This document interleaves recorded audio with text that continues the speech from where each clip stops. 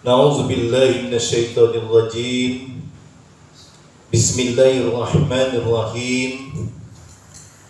Alhamdulillahi rabbil alamin. Allahumma shalli ala sayyidina Muhammadin al-fatih lima ukhliqa wal khatim lima sabaqa nasiril haq bil haq wal hadi ila siratikal mustaqim wa ala alihi wa sahbihi haqqa qadrihi wa miqdarihi al-azim. Asyhadu an la ilaha illallah wahdahu la syarika lah wa asyhadu anna Muhammadan abduhu wa rasuluhu la nabiyya ba'da. Qalu subhanaka la ilma lana illa ma 'allamtana innaka antal alimul hakim. Rabbi shrah li sadri wa yassir li amri wahlul 'uqdatam min lisani yafqahul qawli. Rabbi yassir wa la tu'assir bitammim bil khair. Ya Fattahu ya Alimu iftah qulubana babakal ya Karim. Qala al-musannif rahimahullah ta'ala wa 'ada manafa'ana bihi fit dharaini wa la haula wa la quwata illa billahil 'aliyyil azim. Wa la haula wa la quwata illa billahil 'aliyyil azim. Wa la haula wa la quwata illa billahil 'aliyyil azim. Bismillahirrahmanirrahim. Qala al-musannif, telah berkata oleh pengarang, al-huslanu kullul huslani in tatafarraga minas sawaghili thumma la tatawajjuhu ilaihi wa takilu iwaikuka thumma la tarhalu ilaihi. Kita lanjutkan pelajaran kitab hikam kita. Ini sudah sampai kepada akhir daripada isi kitab ini. Mungkin setelah bab ini itu tinggal surat yang dikirimkan oleh pengarang kitab ini, yaitu Ibnu Athaillah As-Sakandari kepada para sahabat-sahabatnya. Jadi kalau materi-materinya itu sudah habis.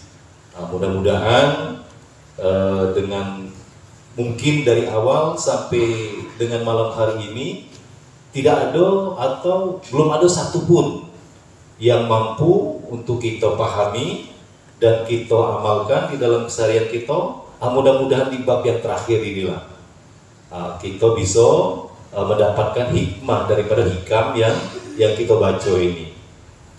Jadi kalau diperhatikan secara garis besar, hikam ini menggiring kita untuk duduk pada makom kita, pada kedudukan kita.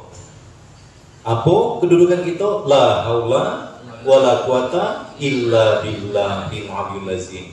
Dan ini mesti harus kita pahami, mesti harus kita amalkan di dalam keseharian kita. Apa dimaksud dengan la haula wala quwata illa billahil 'aliyyil azim? Tidak ada daya di dalam menjalankan ketaatan. Kita ngaji, kita sembahyang, puasa, sedekah, haji, umroh, itu semuanya adalah anugerah daripada Allah Subhanahu wa ta'ala. Fadlun Allah Subhanahu wa ta'ala, bukan datang dari ilmu kita, bukan kehebatan kita, bukan kekuatan kita, tapi aku sudah belajar, aku sudah ngaji. Ngaji itu pun sendiri juga adalah anugerah daripada Allah Subhanahu wa ta'ala.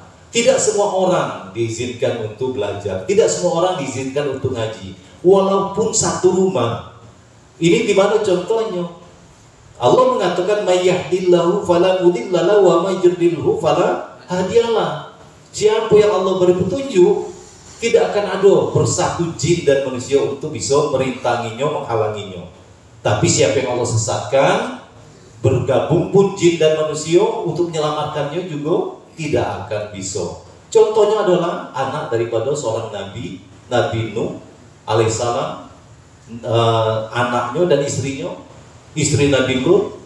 Mereka termasuk orang-orang yang hina dan dibinasakan oleh Allah Subhanahu wa taala. Dan jadi tidak ada suatu jaminan, oh mau anak kiai, anak ustadz, anak apa, tidak ada jaminan kecuali semata-mata hanya pertolongan Allah Subhanahu wa taala. Sehingga yang semestinya kita tunjukkan di dalam hati kita, ini di dalam hati, bukan di dalam zahir kita, ketika kita melakukan berbagai macam kebaikan, berbagai macam amal-amal soleh, kita bersyukur kepada Allah Subhanahu wa ta'ala. Kita berterima kasih karena telah dijadikan baik. Mungkin kita sedang duduk kemudian berzikir, di dalam zikir kita bersyukur karena dijadikan berzikir. Kemudian ingatnya kita bersyukur atas zikir yang kita lakukan, itu pun kita mau bersyukur, ya Allah, aku berterima kasih, aku bersyukur kepada Engkau. Engkau telah jadikan aku bersyukur atas zikirku. Ingat lagi kita bahwa bersyukur itu dijadikan bersyukur. Nah, kita juga harus mensyukurinya. Akhirnya kehidupan kita ini semuanya mulai dari kita paham tentang ilmu ini tenggelam di dalam lautan syukur. Semuanya adalah kenikmatan. Dan inilah yang dikatakan surga dunia. Hatinya tenang, hanya terpaut kepada Allah Subhanahu wa ta'ala. Walaupun kehidupannya susah, kehidupannya sederhana, kehidupannya tidak seperti orang rata-rata, bahkan di bawah rata-rata, tetapi hatinya betul-betul bergantung, bertekar pada Allah, sehingga dia dalam menghadapi masalah-masalahnya tidak pernah merasa galau, tidak pernah merasa susah, bahkan tidak ada perbedaan baginya antara suka dan duka. Dan ini bisa dilihat di dalam keseharian kita. Bisa kita lihat bagaimana hati kita ketika kita di dalam keadaan masalah besar, dalam keadaan kesusahan, dalam keadaan yang membingungkan. Bagaimana hati kita? Apakah kepada Allah atau kita bergantung kepada kekuatan diri kita? Nah, inilah yang membuat konflik di dalam kehidupan kita ini. Kalau seandainya hati kita lari daripada Allah, inilah yang akan membuat bencana di dalam kehidupan ini. Apa yang kita kerja akan merusak daripada keimanan kita. Dan akhirnya keyakinan kita terhadap ketetapan Allah itu menjadi semakin lemah. Dan kita tidak percaya lagi kepada Allah Subhanahu wa ta'ala. Ini sekali lagi pandangannya adalah pandangan hati. Bergantungnya adalah bergantung hati. Karena Allah itu melihat kita bukan zahirnya. Bentuk elok, bentuk pakai sal, pakai kopiah haji, pakai baju koko, alim, belum tentu. Jadi melihatnya adalah dengan hati. Dan akhirnya nanti hati ini akan memimpin, memandu, dan mengkomandoi seluruh jasadnya. Dan akhirnya terlihat bahwa jasad menunjukkan apa yang ada di dalam hati. Ketika jasadnya gelisah, pasti hatinya gelisah. Ketika jasadnya muram, maka hatinya pun akan muram. Nah, ini jadi terus kita pelihara hikmah tadi yang disampaikan oleh Hikam, menggiring kita untuk duduk di makom kita sebagai hamba, yaitu la haula wala quwata illa billahil aliyil azim. Dan kita betul-betul mentauhidkan Allah, betul-betul menuhankan Allah, as-sidqu fi rububiyyah wa sidqu fi ubudiyah. Kalau benar tentang pemahaman tentang Tuhan, maka akan benarlah ibadahnya. Atau dibalik pahamnya, as-sidqu fi ubudiyah wa sidqu fi rububiyyah. Apabila benar penghambaan seseorang bahwa dia menghambaukan itu semata-mata pertolongan Allah, maka benarlah ketuhanannya, baru benarlah tauhidnya. Nah, ini kesini benang merah daripada kitab Al-Hikam ini. Satu titik untuk mendudukan kita pada makom kita. Apalagi la haula wala tadi, tidak bisa kita meninggalkan maksiat. Siapapun orangnya tidak akan bisa meninggalkan maksiat. Itu semata-mata hanya pertolongan Allah Subhanahu wa Ta'ala. Jadi kalau ada di dalam hati kita ini perasaan merasa alim, merasa mulia, itu tanda kita lupa kepada yang menjadikan kita. Merasa tinggi, merasa hebat, merasa kaya, merasa pintar, ini menunjukkan bahwa kita terlepas daripada Allah Subhanahu wa Ta'ala. Jadi kalau begitu siapa kita nih? Kita nih hina, lemah, fakir, dhaif. Teruslah giring diri kita ini duduk di makom kita sebagai hamba. Yang kaya siapa? Allah. Yang kuat siapa? Allah. Yang pintar alim siapa? Allah. Kita apa? Kita bukan siapa-siapa. Tak bisa ngapo-ngapo. Tak ada apa-apanya. Apalah wayang. Wayang yang kalau seandainya tidak dinaikkan oleh dalangnya ke panggungnya, maka tidak ada arti apa-apa. Ini bab terakhir ini di dalam kitab ini, mudah-mudahan bisa menghantarkan kita. Jadi mungkin dari ini tujuannya sama, dari berbagai arah kita digiring untuk masuk ke makom la haula wala quwata illa billahil azim. Nah, ini bab terakhir daripada hikam ini, paling tinggal 1-2 nazam lagi. Nah, itu sudah selesai daripada kitab hikam ini. Mudah-mudahan bab terakhir inilah yang menyampaikan kita kepada hakikat kita sebagai manusia ini. Ya, beruntung kalau seandainya dari awal ada satu bab yang menyentuh kita, sehingga kita benar di dalam menjalankan kehidupan ini. Dan yang beruntung juga mungkin malam ini baru pertama kali datang ngaji kitab hikam. Siapa tahu langsung terbuka. Jadi ngaji ini bukan perkara lama dan sebentarnya, tetapi tergantung kebersihan daripada hatinya. Ketika hatinya bersih, terbuka, barulah dia paham dan benar sebagai hamba Allah Subhanahu wa Ta'ala. Maka tiada beroleh pertolongan. Ini hati-hati nih, kalau sudah dikatakan kayak gini tidak mendapatkan pertolongan, na'udzubillah. Sekali-kali bahwa selesai engkau daripada segala yang membingungkan, tidak akan pernah selesai. Bingung masalah hidup, bingung masalah harta, bingung masalah penghasilan, bingung apa yang terjadi dalam diri kita ini, maka tiada engkau berhadap kepadanya. Nyo di sini itu kembali kepada Allah. Tidak akan pernah selesai, tidak akan pernah tuntas, tidak akan pernah habis masalah-masalah yang kita hadapi ini kalau seandainya kita tidak kembali menghadap Allah Subhanahu wa Ta'ala. Kemarin malam, minggu yang kemarin dikatakan infiru, berjuanglah oleh kamu sekalian, khafifan aw siqalan, dalam keadaan ringan maupun dalam keadaan berat. Nah, ini yang jadi masalahnya diri kita ini, begitu lapang sedikit, luas sedikit, apapun, mungkin jabatan kita, mungkin harta kita, mungkin kesehatan kita, lalai daripada menghadap kepada Allah Subhanahu wa Ta'ala. Dan ketika kita dihadapkan kepada permasalahan yang sulit, dihadapkan kepada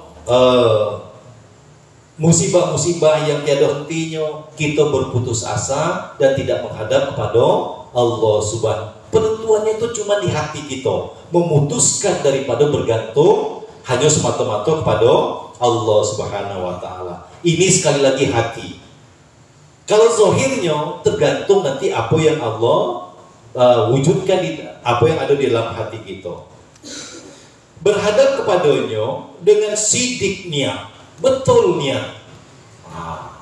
Ini nak kita luruskan lagi nih.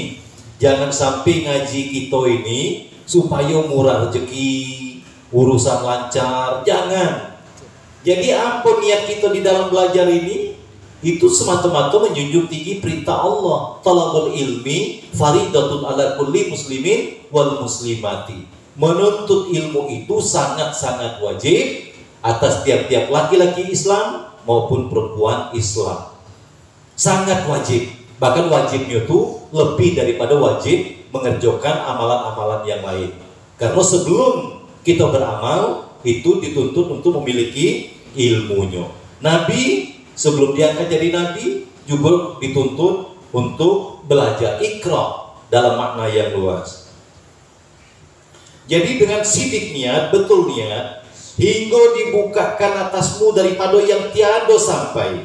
Segala cita-cita, segala keinginan akan dibukakan Allah ketika kita memang bersungguh-sungguh dan betul niat kita kepadanya.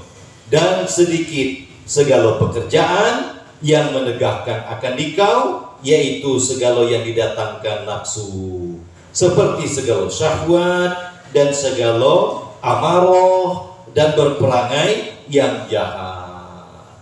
Ini nak kita guyur-guyur lah, merubah daripada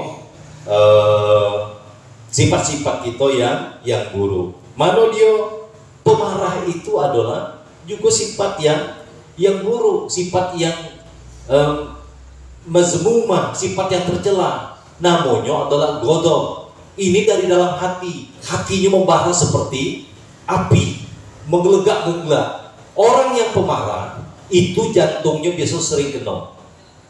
Ini kalau dihubungkan antara batin dengan zohir, jadi sakit jantung, sakit diabetes, sakit apapun, ada sesuatu yang di dalam lubuk hatinya yang terganggu, dan itu akan muncul dalam bentuk zohir. Pada hakikatnya hatinya yang terganggu. Karena orang yang pemarah, irama daripada jantungnya itu tidak stabil seperti normal. Tapi kalau orang yang pemarah, derak seperti itu. Wah. Itu akan nampak dari wajahnya. Wajah orang yang pemarah itu tegang, matanya memerah, seram wajahnya, dibandingkan wajah dia ketika tidak marah. Nah, ini memang perlu waktu yang panjang bagi kita yang sampai saat ini masih ada sifat marah. Kalau seandainya, kalau itu bagaimana? Tidak usah marah. Ada marah, ada cara marah, tetapi dengan niat yang betul. Sekali lagi, innama a'malu bin niyat. Perbaiki niat kita di dalam kita marah itu. Kalau Rasulullah, kalau yang dihina diri dia, kalau yang disakiti badan dia tidak akan marah, tidak akan pernah marah. Macam mana masyarakat Taif itu melempari wajah beliau sehingga patah giginya, berdarah bibirnya, beliau tidak marah dan tidak benci. Kalau kita nih cuma dia ngomongin orang baik, ngasah parang, tunggu kau, baru dia omongin badan kita tidak sakit, dia tidak nyentuh kita, kita lah ngasah parang. Kalau Rasulullah tidak, asal diri dia, jasad dia ini yang disakiti tidak jadi masalah. Tapi kalau hukum Allah yang dilanggar, itu dia bisa berani maju, siapapun akan dihadapinya. Pemuka macam mana pun, preman macam mana pun, tapi agama Allah yang disakitinya atau diganggunya, beliau siap untuk mempertaruhkan apa yang ada pada diri dia. Kalau kita ini terbalik, kalau diri kita yang disakiti, itu dendamnya 7 keturunan. Kalau agama Allah disakiti, mangkonya tidak ada yang peduli lagi. Nah, joget, nah aku tidak ada yang peduli.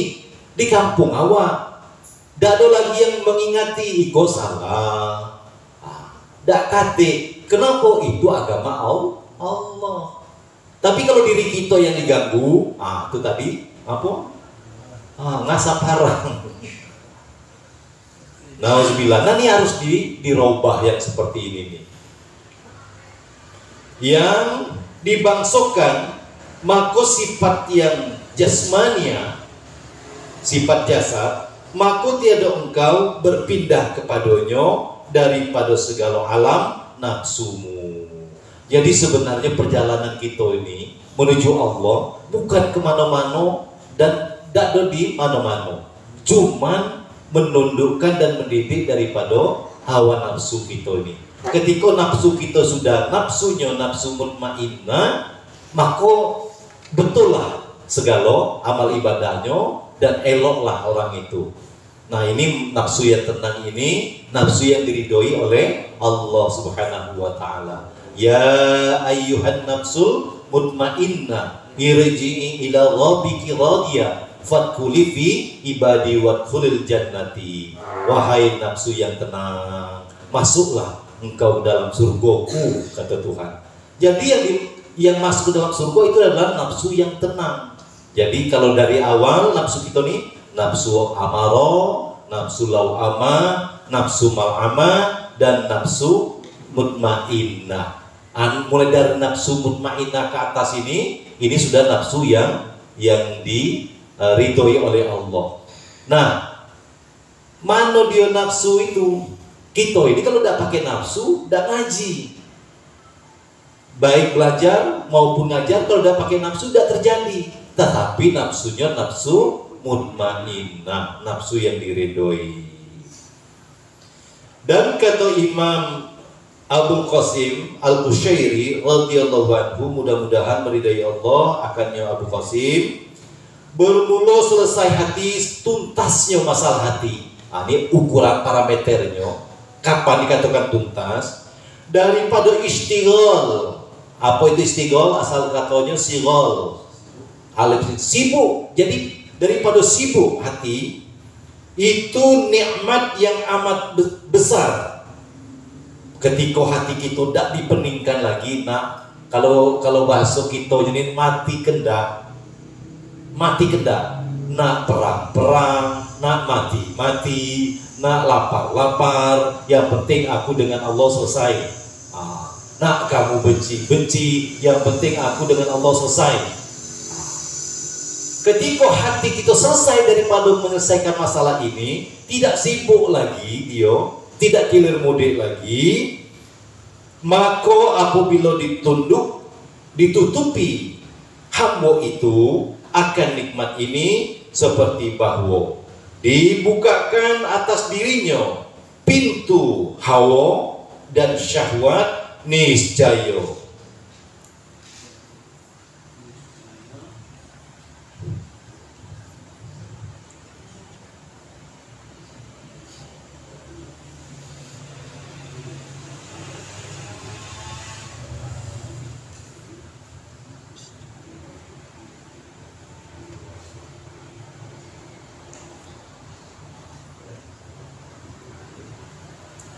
Niscaya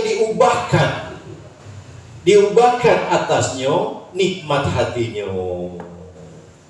Waktu kalau Tuhan dah ngasih, dah bisa dah. Mogol anak pade, mogol anak hebat, mogol anak alim.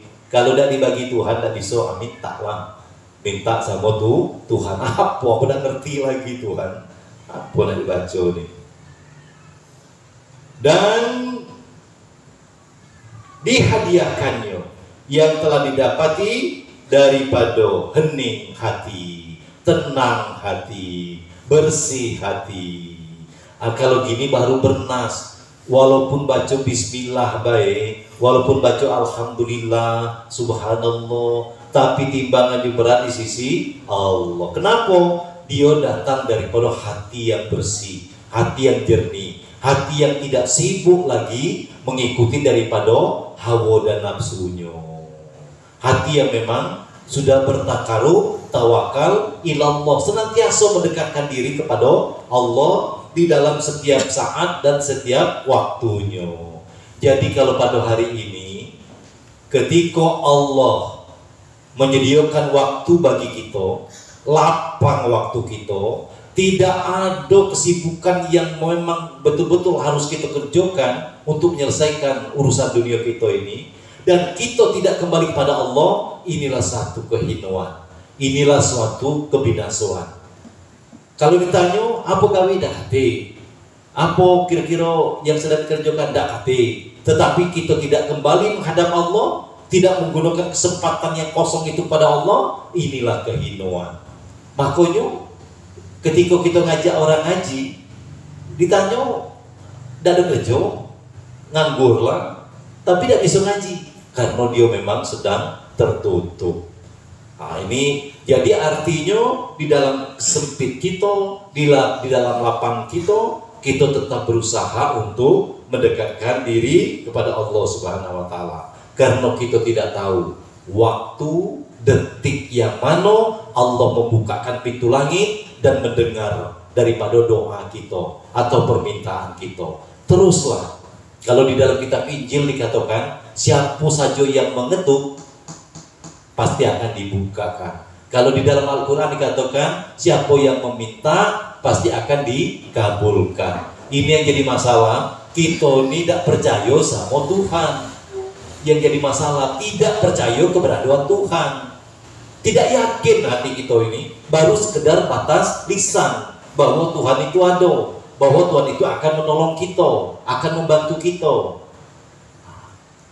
Jadi karena hati kita dalam kegelapan, hati kita di dalam kesibukan, maka kita tidak berharap lagi kepada Allah Subhanahu wa Ta'ala. Kalau seandainya memang diserahkan urusan sama kita, narik napasnya kita tidak sanggup. Coba lihat bagaimana orang yang dijadikan Allah sakit pernapasan, bukan main, dia menarik napas sampai berbunyi untuk bisa menghirup oksigen ini. Nah, sementara kita dijadikan Allah ringan di dalam bernapas, enak bernapas, bahkan tidak pernah berpikir dan berdoa supaya bernapas kita ini tetap lancar. Dan kita berdoa, ya Allah, jadikanlah napas aku lancar seperti hari-hari yang kemarin, ya Allah. Tidak pernah kita minta, tapi senantiasa diberikan oleh Allah Subhanahu wa Ta'ala. Dan kata Ustaz As-Sakbir Said Muhammad,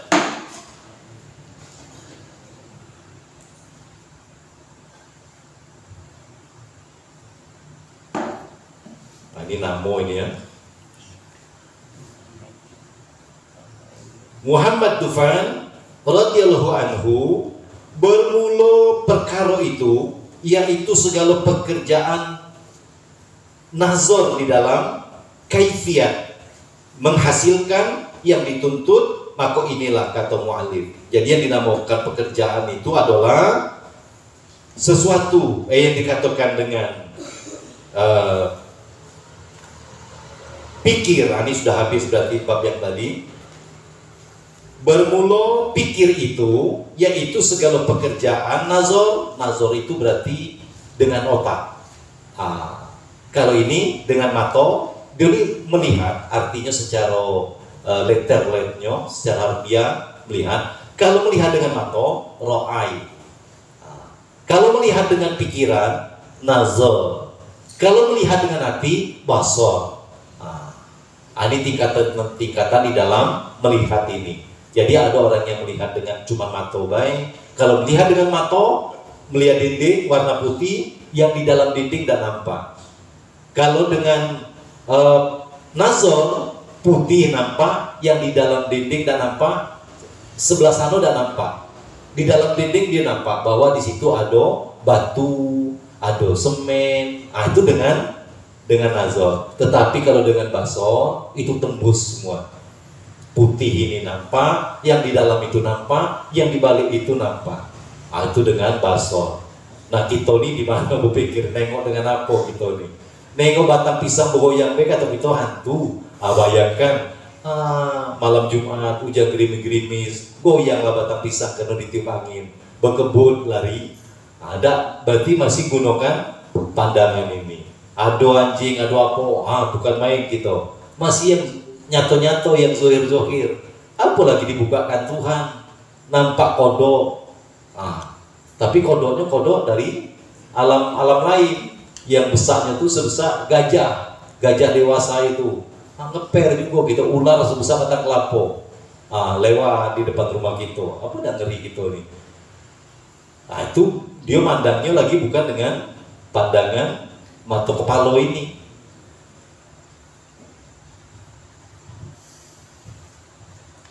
Jadi bermula pikir itu yaitu segala pekerjaan nazar di dalam kaifiat atau cara menghasilkan yang dituntut, maka inilah kata mu'alif al-fikratu.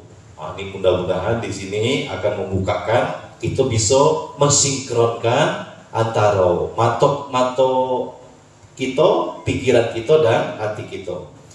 Al-fikratu sayrul qalbi fi mayadinil akhyari. Nah, ini dia untuk memutuskan lintasan-lintasan yang sering bolak-balik di dalam pikiran kita nih. Jangan-jangan kalau gini kaki ini pula aneh. Bagaimana caranya menuntaskannya? Bermula pikir itu berjalan hati pada segala medan, pada segala lapangan, pada segala daerah. Ini yang dikatakan berpikir itu. Hingga engkau lihat panah tiap-tiap sesuatu. Apa di luar Allah itu hancur dan binasa. Nah, kalau di sini kita akan tenang, hati kita dan pikiran kita akan tenang. Kalau seandainya kita pandang alangkah enaknya kalau kita jadi pejabat. Berapa tahun? Berapa tahun seorang pejabat? Paling kencang 2 periode.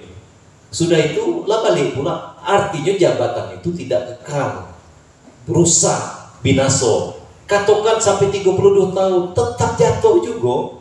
Tidak ada yang kekal selain Allah Subhanahu wa ta'ala. Apalagi kekuatan. Siapa yang tidak kenal dengan petinju juara dunia? Muhammad Ali, Joe Frazier kalau zaman-zaman itu, kemudian Ken Norton, kalau yang zaman Mike Tyson. Tapi sekarang digelitiki anak TK pingsan dia. Mike Tyson nggak boleh lah guyur tuh. Artinya tidak hebat lagi, tidak kuat lagi, tidak gagah lagi. Apalagi anak kita pandang, yang kita banggakan, yang kita apakan? Kesehatan kita dulu gagal bukan main. Kalau kena hujan, perjalanan kerja dari rumah ke kantor, tidak pakai jaket, aman baik. Tapi lah mulai umur 40, dan di dalam rumah lah, cuma terbuka jendela baik, lah menggigil, demam kuronya, timbul. Oh iya. Kenapa? Beguyur tidak kuat lagi. Jadi apapun di luar Allah itu hukumnya panah dan binasa.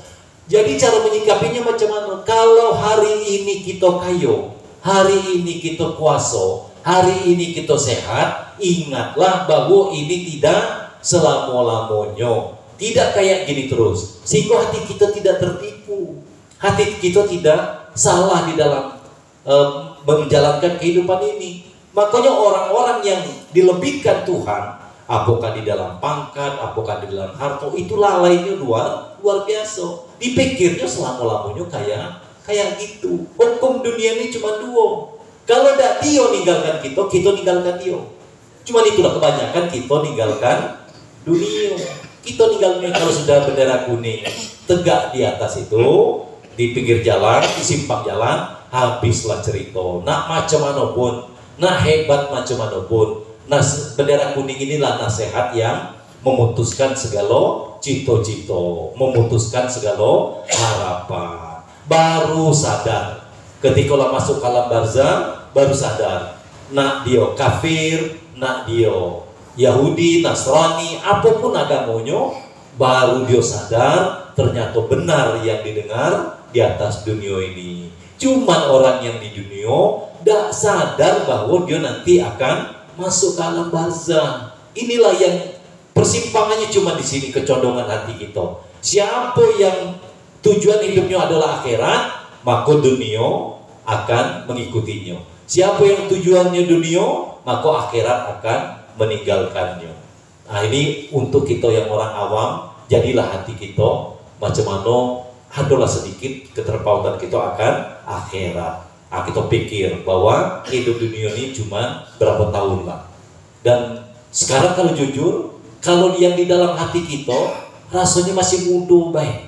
Baru kemarin lah, rupa anak lah, berkeluarga lah, punya cucu lah, dipanggil datuk. Dulu orang manggil namo baik sama kita. Sudah manggil namo, manggil abang. Karena lah beguyur remaja. Sudah remaja dipanggil om. Karena kakak lah punya anak dulu, jadi keponakan kita. Sudah tu lah dipanggil ayah dulu, kita yang punya anak. Sudah tu dipanggil datuk. Berarti kita lah punya cucu. Nah, baik cucu kandung maupun dari cucu yang lain lah dipanggil datuk. Kalau yang dipanggil buyut ini lah jarang nih ya. Lah jarang. Ada juga, tapi tidak banyak lagi. dan biasa udah lengkap lagi.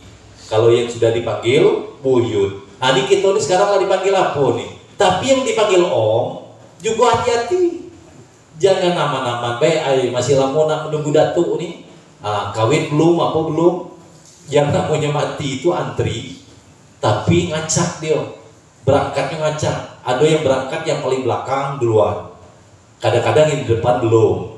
Ada gantian, yang di depan belum, yang di belakang lah berangkat. Nah sekarang ini lagi musim yang di tengah-tengah. Jadi hati-hati juga nih yang di tengah-tengah nih. Karena ngacak, tidak ada urutan. Umpamanya yang 80 dulu, habis 80, 70, habis 70, 50. Ada, kalau itu enak.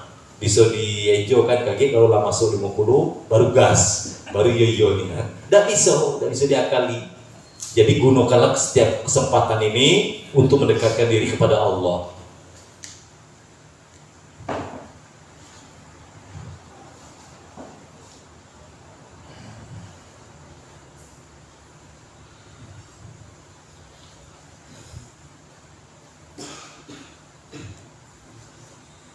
Sesuatu karena mana dia ini?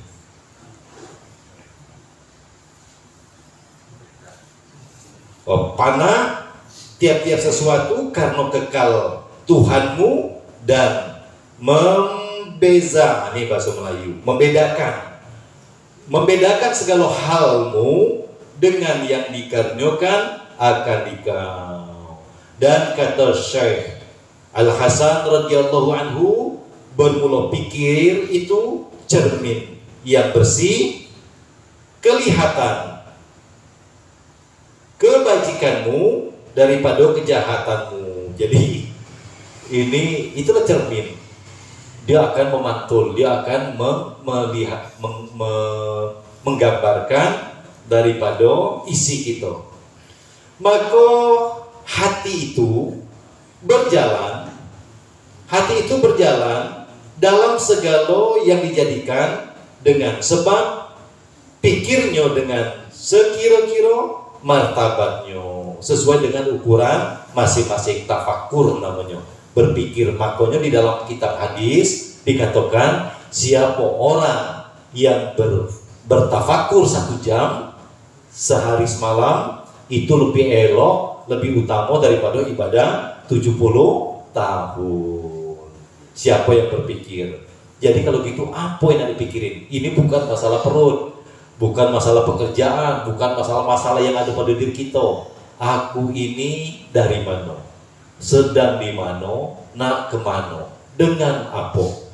Nah, kalau bagi yang memperhatikan kitab Mukhtasar Jiddan, tengoklah musonif itu pintar nian membuat suatu wahuruful qafdi wa iya ila min ila wa'an ala min dari mano ila nak ke mano an dengan apa ala disusun sama musonif pengarang kitab. Alat kita belajarnya nahu, tetapi isinya bisa kemana-mana.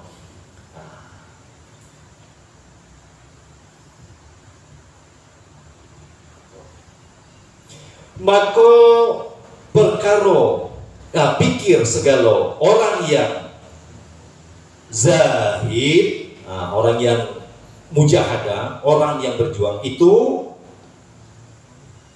dalam mempanakkan, menghilangkan, membinasakan dunia. Ini berarti orangnya bersungguh-sungguh, orang yang sudah berusaha untuk menghilangkan dunianya. Artinya bukan tidak bekerja. Sekali lagi jangan gagal paham. Menghilangkan dunia itu dari dalam hati. Tidak ada pikiran kita yang susah gara-gara urusan dunia ini. Jadi kalau gitu dosa dipikirkan, berpikir sekedar baik. Nak hancur, nak rusak, nak mati kendak. Berarti kalau yang terjadi apa nanti? Ketika seseorang sudah mematikan kehendaknya, yang berlaku adalah kehendak Allah Subhanahu wa ta'ala, iradah Allah Subhanahu wa ta'ala. Keyakinan kita inilah gadaiannya. Ketika kita menyerahkan hati kita kepada iradah Allah, sementara kita didesak oleh kebutuhan jasad kita, kebutuhan diri kita yang zahir ini. Nah, hati kita betul-betul berserah diri kepada Allah atau tidak. Gadayanya adalah keimanan kita. Ketika kita lari, ketika kita tidak menghadap kepada Allah, maka ketika itulah kita terlepas daripada Allah dan jauh daripada pertolongan Allah Subhanahu wa Ta'ala. Ini dibutuhkan tekad yang luar biasa. Sekali lagi, bukan tidak bekerja, bukan tidak berpikir, tapi yang kita pikirkan adalah bagaimana hati kita itu semata-mata hanya ingin mempanakkan, ingin membinasakan, menghilangkan segala yang ada di dalam hati dan pikiran kita ini. Cuman itulah apa dayo, bayang-bayang itu terlalu nyata di dalam diri kita. Kalau kita tidak kayak gini, nanti tidak bisa kayak gini, karena hukum kausalita, hukum sebab akibat itu sudah begitu kita percayai. Kita betul-betul yakin, kita betul-betul mengimaninya kalau mau dikatakan. Lebih percaya kita sebab akibat daripada ketetapan Allah atau kudrat Allah atau kehendak Allah. Ini yang jadi masalah itu. Kalau kita tidak kayak gini, tidak bisa terjadi ini. Inilah yang menjerat alam pikiran kita sehingga kita terus terbelenggu, tidak pernah terlepas daripada diri kita. Mempanakkan dunia, maka bertambah-tambah mereka itu di dalam zahid di dalamnya, bersungguh-sungguh. Semakin berat masalahnya, semakin buruk keadaannya, maka dia akan semakin bersungguh-sungguh di dalam menghadap kepada Allah Subhanahu wa Ta'ala. Nah, ini biasanya hanya bisa didapati oleh orang-orang yang sudah masak secara psikologis dan fisiologis. Artinya di usia-usia 40. Kalau di bawah itu memang masih belum nyata di dalam pikirannya. Kalaupun hafal dan paham, itu baru sekedar konsep, belum bisa dipraktekkan. Karena perjalanan belum panjang, liku-liku hidup belum banyak tapi kalau seandainya yang kita lah di atas 50-an ini kan, apa lagi? Nah, banyak duit, nah makan banyak. Berapa banyak nah kita makan? Nah, jalan-jalan berapa kuat kita nah jalan-jalan? Nah, nyenangkan nafsu kita nih. Tapi kalau makin tua makin apa namanya ini? Ini bahaya juga. Nauzubillah kalau seandainya Allah cabut ruhnya ketika sedang jalan-jalan.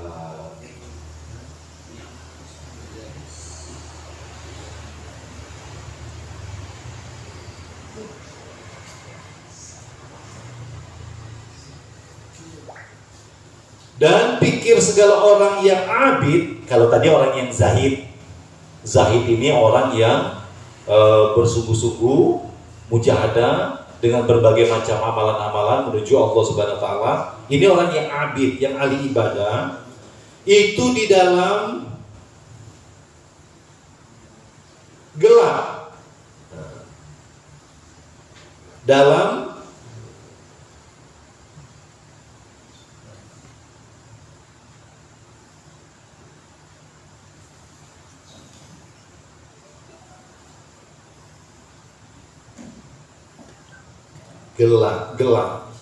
gelak ini berarti ini bahasa Melayu ini suko, senang, ketawa, bahagia. Gelak dan gelakan pahala, suko untuk mendapatkan pahala, maka bertambah-tambah mereka itu raghib di dalamnya. Ini pikir orang yang abid, mereka gemar untuk melakukan berbagai macam ketaatan, puasanya, semayang wajibnya, semayang rawatibnya, semayang sunnah-sunnahnya, kemudian berbagai macam amalan-amalan karena mengharapkan pahala daripada Allah Subhanahu wa Ta'ala. Jadi ini martabat atau kelompok orang daripada orang abid. Kalau tadi orang zahid, dia menghilangkan, termasuk diri dia dihilangkannya, dipanakkannya. Aku ini bukan siapa-siapa, dak bisa ngapo-ngapo, dak ada apa-apanya. Dan pikir segala orang yang arif, ada 3 martabat. Orang yang arif, orang yang sudah kenal dengan Tuhan itu, di dalam segala sifat dan nikmat, maka bertambah-tambah mereka itu kasih bagi hak subhanahu wa ta'ala. Jadi ada 3 orang yang zahid, itu dia berpikir bagaimana menghilangkan, mempanahkan selain Allah. Kemudian orang abid, bagaimana dia bertambah-tambah di dalam melakukan ketaatannya untuk mengharapkan pahala. Dan orang yang arif, yang mereka pikirkan itu adalah di dalam berbagai hal keadaannya, di dalam nikmat dan susah dan di dalam kesusahannya, mereka kasih, mereka sayang, mereka syukur kepada hak Allah Subhanahu wa ta'ala. Dan kata Syekh Junaid, ini salah satu daripada pemimpin para wali, yaitu Junaid al-Baghdadi. Jadi kalau kita ini kesini kiblatnya Junaid al-Baghdadi, kemudian kepada ya kuncinya di Junaid ini. Kalau simpangnya itu di Junaid al-Baghdadi radhiyallahu anhu. Bermula terlebih mulia segala tempat duduk, dan terlebih tinggi itu yaitu duduk serta pikir di dalam medan tawajuh. Medan menghadap wajah. Wajah itu berarti menghadap tawajuh, berarti menghadap. Inilah yang paling elok tempat duduk, yang paling mulia tempat duduk. Maka dikatakan 1 jam berpikir tentang diri kita lebih elok daripada ibadah 70 tahun. Ya, jadi masalah kita ini tidak berpikir lagi. Aku nih sedang di mana, nak kemana, dari mana dulunya. Ada pernah kita pikir lagi. Pokoknya ngalir bela. Tahu-tahu kita lah tua. Dan adalah pikir itu memutuskan yang baik dan menjahatkan yang jahat. Jadi kita menetapkan yang hak itu hak, yang batil itu batil. Dan mentahkikkan ini membenarkan yang hakikat. Maka pikirkan olehmu demikian itu. Kita betulilah hakikat. Akhirat itu hakikat, betul benar. Alam kubur itu betul. Alam barzah itu betul. Siksa kubur itu betul. Jangan lagi hati kita entah iya tidak. Kalau mati apa puluh macam mana puluh lagi nak hidup. Jangan sampai beri peluang yang seperti ini. Akhirat itu hak. Maka nanti dikatakan di talqin, itu kan dikatakan kalau bahwa neraka itu hak, surga itu hak, segalanya hak. Baru kita nanti percaya. Pikirkan olehmu yang demikian itu. Al-fikru sirajul qalbi, faiza zahabat fala ido lahu. Maka adalah pikir itu pelito hati. Jadi kalau seandainya sudah ada berpikir lagi, ini pelitonya sudah padam. Dan akhirnya berjalan di dalam kebingungan. Ngapa? Gelap. Tidak tahu mana yang dituju. Kalau lampu ini kita dimatikan, semua lampu mati, tumbuh-tumburan kita di berjalan. Karena tidak ada pelito. Begitulah kondisi ketika hati dan pikiran kita ini tidak kita gunakan untuk berpikir. Yang menunjuki bagi segala hakikat pekerjaan. Apa sih hakikat pekerjaan itu? Pokoknya kita begawi. Apa hakikat kebenaran dari pekerjaan? Sekedar menjamin untuk tenang di dalam beribadah. Kalau kita tidak, habis waktu dan pikiran kita tumpah ke dalam pekerjaan itu. Memikirkan macam mana lagi caranya. Artinya di sini nanti di dalam konsep wirausahanya bukan tidak bersungguh-sungguh, tapi pada waktunya bekerja, ya bekerja bela, laksanakan.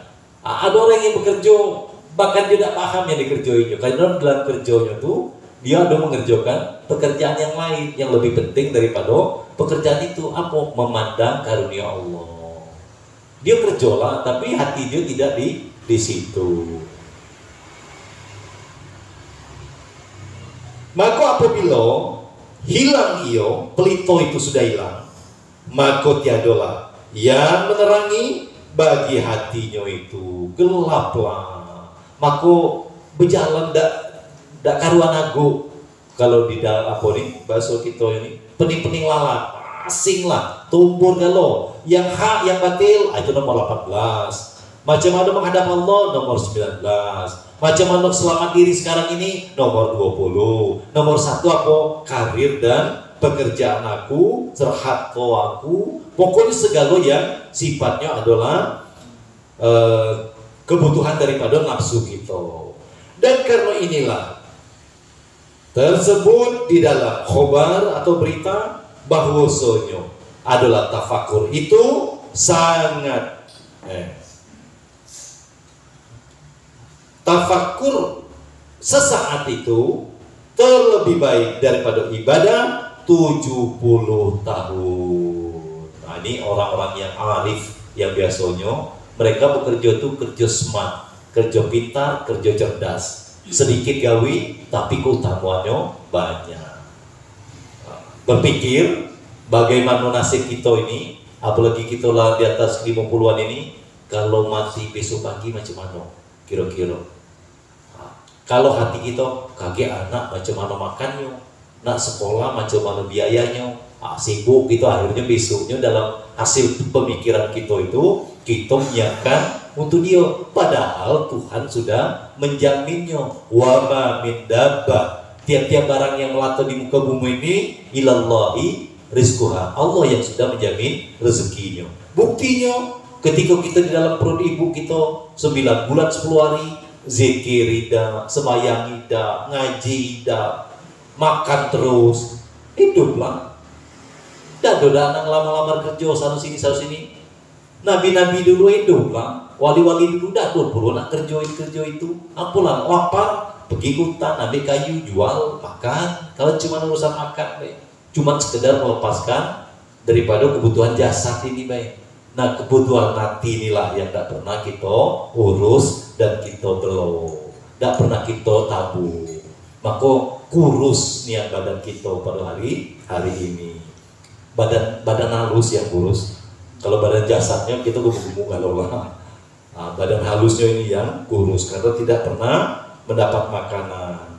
Maka adalah hati yang sunyi, hati yang sudah tenang daripada sunyi daripada nur, daripada cahaya, maka yaitu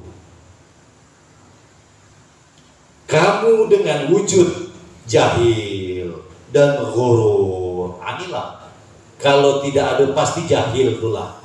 Jahil ini ya macam mana? Jahil, bodoh, dan ghurur artinya sibuk, huru hara. Ada dikit masalah, jangankan susah, senang baik juga galau, apalagi dalam susah.